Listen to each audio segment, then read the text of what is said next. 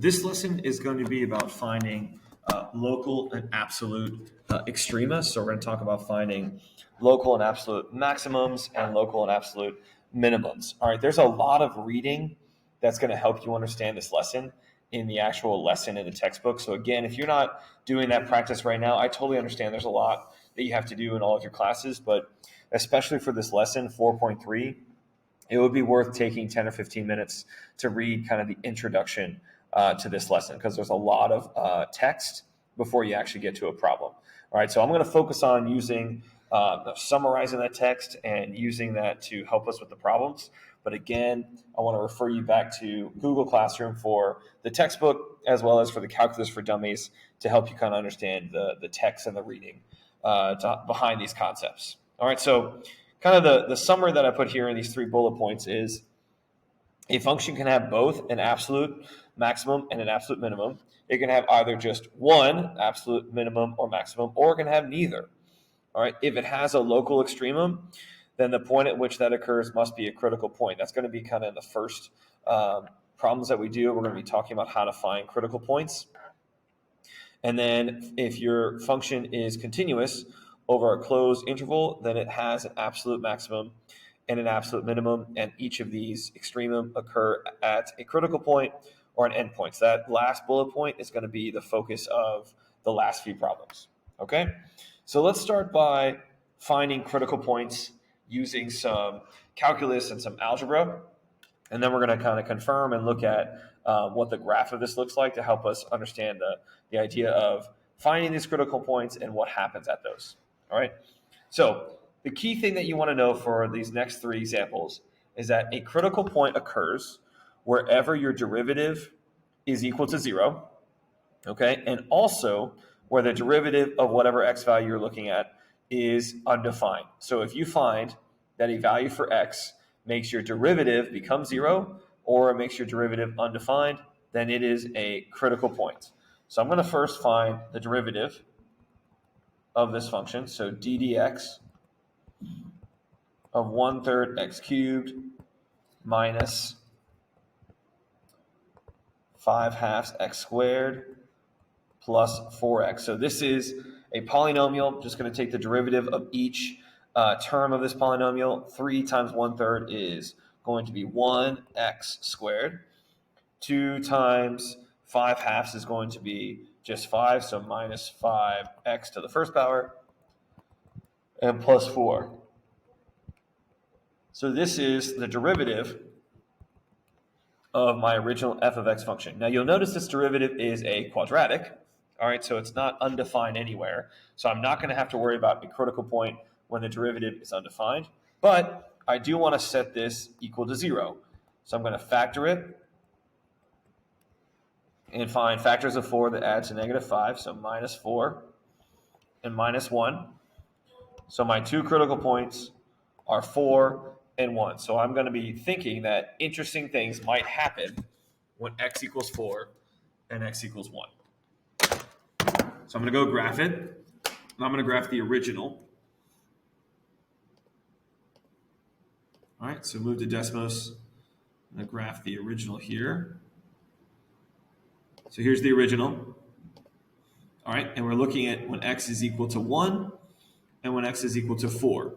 And if you look, right, we have a function that's increasing, and then after x equals 1, it starts decreasing, and then after x equals 4, it's back to increasing. So these are critical points because your function is changing from increasing to decreasing or vice versa. So you learn in pre-calculus that if this happens, this is called a local minimum or a local maximum. So we don't have absolute minimum or maximum here because we have values for x and y that are going forever in both directions. So it's not going to be an absolute max or an absolute min, but at x equals 1, we have a local maximum, and at x equals 4, we have a local minimum. So I'm going to write that down in my next slide. Well, just kidding. Underneath here, a local maximum at x equals 1 and a local minimum at x equals 4. Okay? So that's essentially what we're trying to do with finding the local extremum using the critical points. Let's try the next example. Now, using algebra, as I said, we're looking to see where does the derivative become 0 or where is the derivative undefined, those x values. So I'm going to find the derivative. I'm going to need to use the chain rule here. So that's going to be 3 times x squared minus 1 squared times the derivative of the inside, which is 2x. So my derivative is 6x times x squared minus 1 squared. So I'm going to set each of those equal to 0. This one's pretty straightforward. 6x equals 0, so that's a critical point at x equals 0. X squared minus 1 squared equals 0. Square rooting both sides, it just gives me x squared minus 1 equals 0. And you can factor this, or you can move the minus 1 over and take the square root. But hopefully you should understand that the two values that make this true are plus or minus 1. So when I go to my graph, I'm looking to see if there is something interesting happening at -1, 0, or positive 1.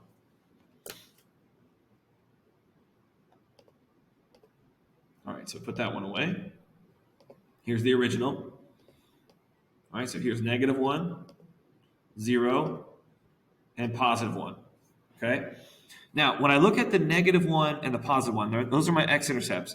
And there's something interesting, right? It is an inflection point, but it doesn't actually tell us that it's a local minimum or maximum because we're still decreasing on this one and we're still increasing at x equals 1. So there's no change there. So there's no local extrema at -1 and positive 1. But when x is 0, we do have our lowest y value of -1. So this is actually an absolute minimum at x equals 0. So an absolute minimum at x equals 0. All right, let's do the last one. All right, again, I'm looking to see where is my derivative going to be equal to 0 or undefined. So I need to find the derivative. So d dx of 4x over 1 plus x squared. I'm going to use the quotient rule that says the derivative of the numerator, which is 4, times the original denominator minus the derivative of the denominator, which is 2x, times the original numerator, which is 4x, all over the denominator squared. Okay? I'm going to sort out the numerator just a little bit. It's going to be 4 plus 4x squared minus 8x squared. Now, if you notice, as I simplify the numerator, you'll notice the denominator has everything as being squared. So no matter what happens, I'm never going to have 0 there. So there's no way to make my denominator 0. So there's no reason to worry about anything being undefined. So it's all about what's going to make my numerator equal to 0. Okay, so I'm going to set my numerator equal to 0. And that's going to give me -4x squared equals -4. Divide by -4 and you get 1. Take the square root of both sides and you get plus or minus 1. So again, my critical points are going to be -1 and 1. So when I look at the sketch of this, I'm looking to see if something interesting is happening when x is -1 or positive 1.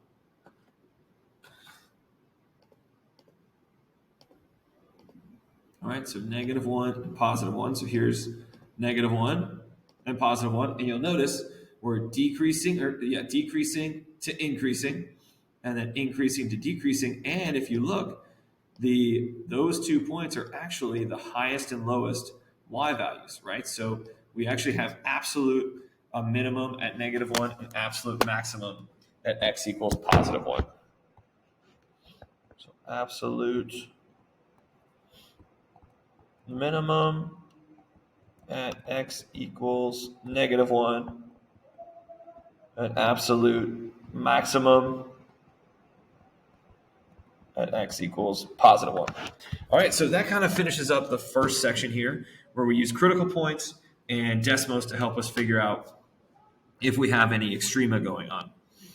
All right, so now let's talk about some other things we're going to do. And this, as I said, like that third bullet point, go up here. That third bullet point is what we're going to focus on now. We're going to look at a continuous function over a closed bounded interval, and we're going to find the absolute maximum and the absolute minimum. Okay, we're going to use this problem solving technique or strategy. We're going to first find what happens when I plug in my endpoints into the original function. Then I'm going to find all the critical values of the function using kind of that same algebra that I did in the first three examples. So looking at the derivative, what makes it 0 or undefined, all right? And then I'm going to evaluate those critical points that I actually care about to evaluate in the original function. You'll see what I mean about like which ones I care about, which ones I don't. And then ultimately I'm going to make a table with all the values that I found in 1 and 2 to find which one is the absolute maximum and which one is the absolute minimum. All right? So let's try this one first. All right, first thing, step one is to plug in your endpoints on your interval. So I have the opposite of 1 squared plus 3 times 1 minus 2. That's going to be 1 squared is 1. The opposite of that's negative 1. Negative 1 plus 3 is 2. 2 minus 2 is 0. Plug in 3. The opposite of 3 squared plus 3 times 3 minus 2. So that's going to be negative 9 plus 9 is 0. 0 minus 2 is negative 2. So that's step 1. Step 2 is to find the critical values. Okay, so I'm going to find the derivative of f of x, which is going to be negative 2x plus 3. Now, this is a linear function, so nothing makes it undefined. So I'm just figuring out what makes this derivative become 0. So if I solve for that, I get negative 2x equals negative 3, or x equals positive 3/2. If you want to use a decimal, you can use 1.5, your choice. Okay? So that's my critical point. All right, one thing I want you to make sure you check is this is the same as 1.5. And if you compare that to our interval is between 1 and 3. So always make sure that you have the interval checked to make sure that your critical point is in the interval. Because if you find a critical point that's not in our interval, then I don't actually care to evaluate it. So I do care about this one. So I'm going to evaluate 3/2 in the original function. So the opposite of 3/2 squared plus 3 times 3/2 minus 2. Again, please feel free to use decimals to plug this in, but the opposite of 9/4 plus 9/2 minus 2. So if I change 9/2 to have a denominator 4, that's going to be 18/4. So 9/4 minus 2, which is going to be 8/4, which gives me 1/4. All right, so I'm going to make a table of these three values. I'll highlight the x and y values so you know what I'm making the table of. So 1 gave us 0, 3 gave us negative 2, and 3/2 gave us 1/4. So that's the table that I'm going to make. All right, so it's going to be x, f of x, and then your conclusion. All right, essentially, what are we deciding? So when I plugged in 1, I got 0. When I plugged in 3, I got negative 2. And when I plugged in 3/2, I got 1/4. So if I look at those y values, you'll notice the lowest y value is negative 2. So this is where my absolute minimum occurs in this interval. And the highest number is 1/4. So this is where the absolute maximum occurs, again, in this interval. So now let me go to Desmos to show you, graphically what we just did with a bunch of calculus and algebra. All right, so here it is right here. I'll zoom in on 1 to 3. Too far. Let's go there. So we had 1, 0, right? We had 1.5 or 3/2, 0.25. And then the other critical point was 3, negative 2. So if you look at those three, you'll notice the highest one is the x value of 3/2, and the lowest one is x value of 3. So that gives us our absolute extrema in terms of this interval. All right, that's the process. Let's try the next one.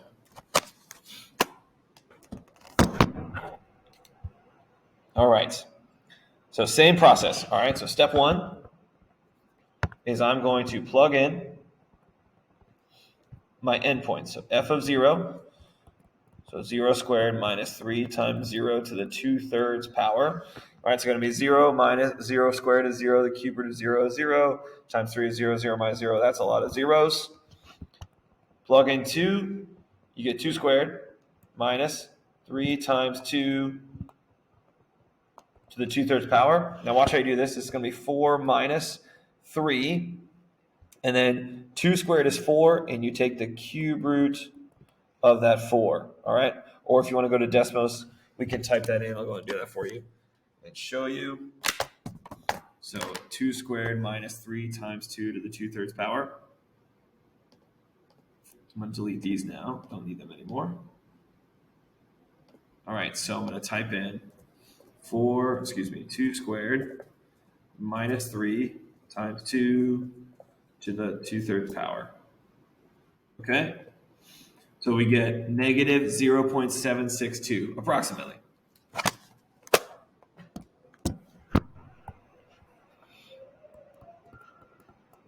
Okay, so that's step number one. Step number two, all right, step number two is to find the derivative, all right, and see if there is any way we can make that derivative equal to 0 or undefined, because that would be the critical points.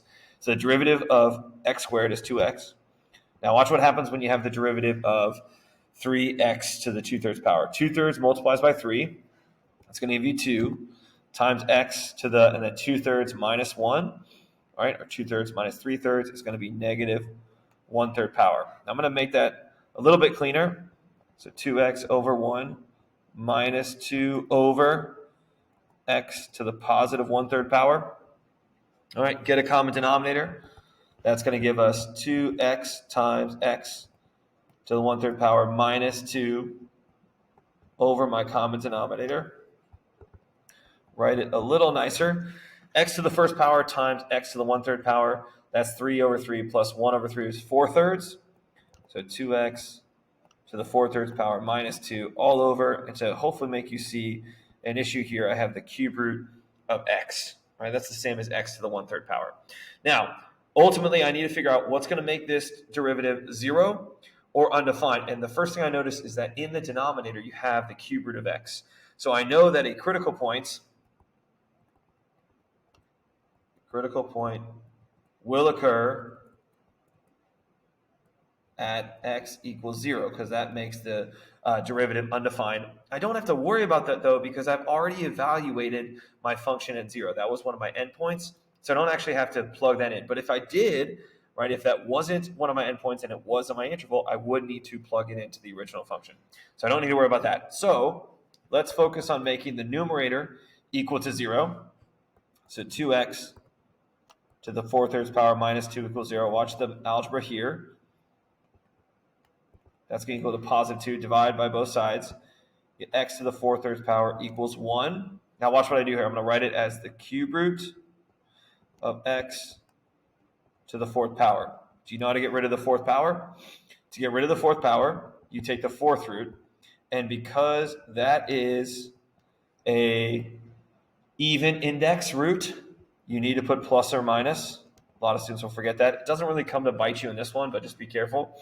And then to get rid of the cube root, we're going to cube both sides. 1 cubed is 1. Negative 1 cubed is negative 1. So these are my other two critical points. Now take a look at the interval. Always evaluate this moment of, do I need to actually use these critical points? All right, and if you look at the interval is 0 to 2. So only one of those critical points, positive 1, falls in this interval. So I'm not going to evaluate at negative 1. So my last step, or last part in step 2, is to do f of positive 1. So 1 squared minus 3 times 1 to the 2/3 power. So 1 squared is 1. 1 to the 2/3 power is 1. 1 minus 3 is negative 2. So I'm going to make my table. X, f of x, and conclusion. So have our endpoints 0 and positive 2. When I plugged in 0, I got 0. When I plugged in 2, I got negative 0.762. And the other one I plugged in was positive 1. All right, and that value was negative 2. So here's my conclusion part. What is the lowest value, or lowest y value? That is the absolute minimum, and the highest y value is the absolute maximum. Again, just for this interval between 0 and 2. So let me show you graphically what we just did with some calculus and some algebra. All right, so here it is. So here's 0, 0, 1, negative 2, and 2, negative 0.762. So you can notice that our maximum on this interval is the endpoint 0, 0. That's the absolute maximum. And the absolute minimum is 1, comma, negative 2. All right, so that hopefully summarizes our work with critical points and extrema. Again, I urge you to please read this section in your calculus textbook that I posted, 4.3, or reading calculus for dummies about this local extrema. It's going to help you understand the concepts behind the math that we did.